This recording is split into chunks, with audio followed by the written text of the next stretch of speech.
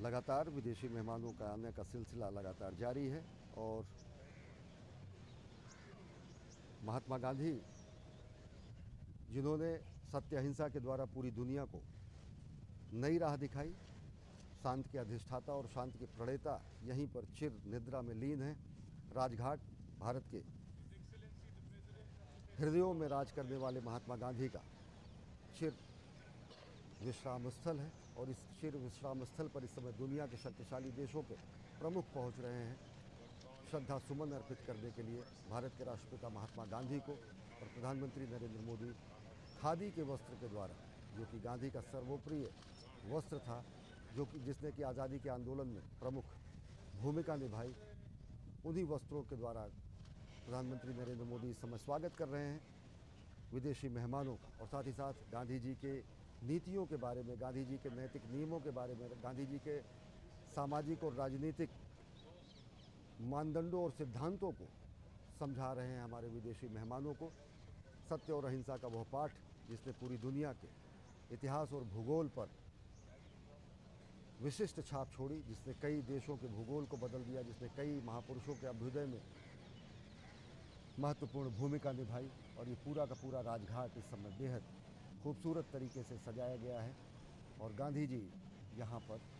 जो कि हमारे हृदय में राज करते हैं, राजघाट पर एक शांति के अधिष्ठाता के रूप में, शांति के प्रणेता के रूप में चिर निद्रालीन है। और उसी समाधि स्थल पर आज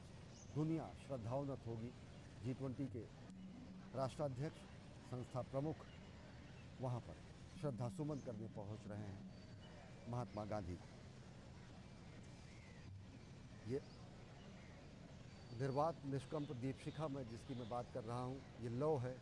ये वो लौ है जो हमारे दिलों में जलती है गांधी के सत्य अहिंसा के सिद्धांतों के रूप में। ये वो लौ है जो कि हमें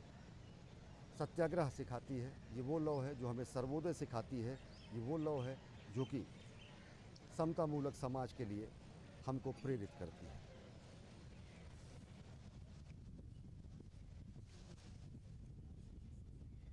राजघाट पर G20 सदस्य देशों के कार्यांजलि स्वरूप राष्ट्रपिता महात्मा गांधी के जन्मदिन पर इस कार्यक्रम का शुभारंभ किया और समूचा देश खुले में शौच से मुक्त हुआ। एक महत्वपूर्ण कार्यांजलि, एक विशिष्ट कार्यांजलि दी गई राष्ट्र द्वारा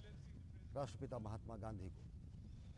सर्वोदय के सिद्धांत को, अंत्योदय के सिद्धांत को, समाज के अंतिम पायदान के पर खड़े व्यक्ति के सशक्तिकरण के मूल मंत्र को आत्मसात करते हुए भारत निर्माण कर रहे हैं प्रधानमंत्री नरेंद्र मोदी। और इस समय राजघाट पर स्वागत कर रहे हैं विदेशी अतिथियों का अंग वस्त्र के द्वारा, खादी के वस्त्र के द्वारा, खादी के वो वस्त्र जिनमें गांधी जी के सिद्धांत समाहित हैं। और विदेशी मेहमानों को गांधी जी के जीवन से संबंधित, गांधी जी के विचारों से संबंधित, गांधी जी के